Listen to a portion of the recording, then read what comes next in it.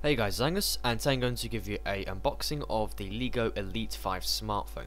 So this is actually a budget smartphone that I found on Amazon and eBay, and I found that it has a lot of similar specs to some of the high-end smartphones and flagships today, but for a fraction of the price. This phone has a HD 5.5-inch display with a 30 megapixel main camera with a 8 megapixel front-facing camera along with 2 gigabytes of RAM and 16 gigabytes of internal storage. So of course, because this is a budget smartphone, this does come with very limited accessories. It comes with headphones, the usual gear like a micro USB cable, some cleaning cloths. It does come with a wet wipe one and also a dry one. And it also comes with a screen protector, but I did try to apply this and it is absolutely terrible. It also comes with some instructions, but because this is an international product, they are very limited and they don't really have that many instructions at all.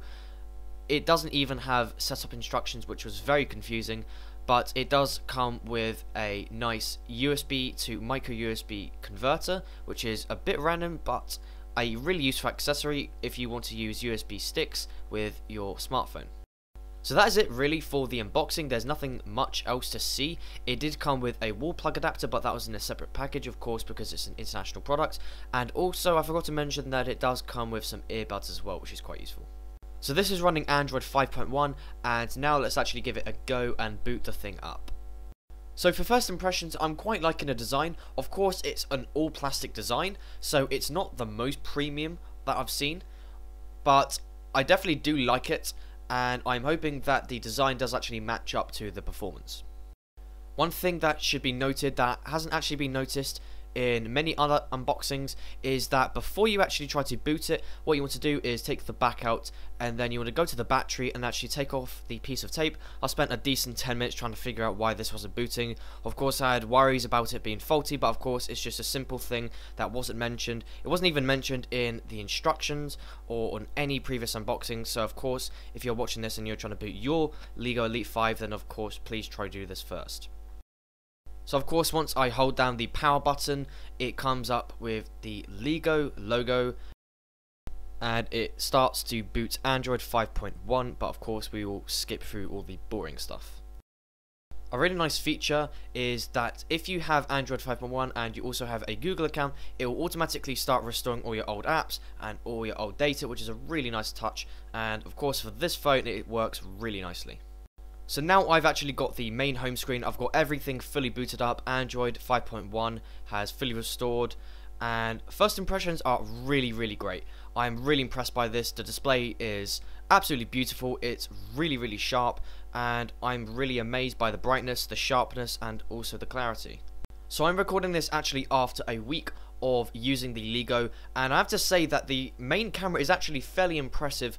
It has a really good autofocusing system. It's not very fast, but it does give you a really nice, great depth of field, and the clarity is pretty decent as well.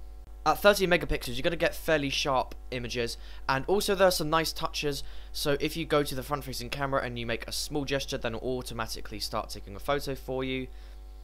A nice touch that Leagoo have added is they've added part of the OS on top of Android 5.1, meaning you get some really nice skins and they can be easily changed at any time. To actually change it instantly to some pre-installed themes, you can actually use 2 fingers to swipe up and it will change it for you instantly. So here is actually a really quick comparison of the Leagoo Elite 5 compared to the Samsung Galaxy Note 4 to give you a really good idea of the size, and also things like the thickness and of course the design as well. Now I will actually be doing a full video comparing the Samsung Galaxy Note 4 to the Leagoo Elite 5, but this is just a quick teaser to give you a quick idea. Anyway, those are my first impressions and also the unboxing of the Leagoo Elite 5. I'm amazingly impressed by this. Again, I've been using this a week after recording this video and I really enjoy it. I absolutely love the display. It's got some really nice touches to it. The camera is quite decent, and I now have to say the battery life is quite outstanding. It easily lasts me a full day with a 4000 mAh battery. It's also got the basics, like you can use expandable storage with a microSD card slot, and also you can even use this phone to actually charge other devices. Of course, if you did enjoy this unboxing, then definitely be sure to give this a thumbs up, and thanks for watching. If you want a cheaper version of the Pro Rode mic, but don't want to sacrifice quality. But this has also been designed to be light, portable, and incredibly easy to use, as it's directly fitted onto the shoe mount of your DSLR. And also has a 3.5 jack port, meaning it's incredibly easy to fit into most DSLRs. What I think Rode have done with the design of this mic is actually really nice. Of course, it is mainly the muffle that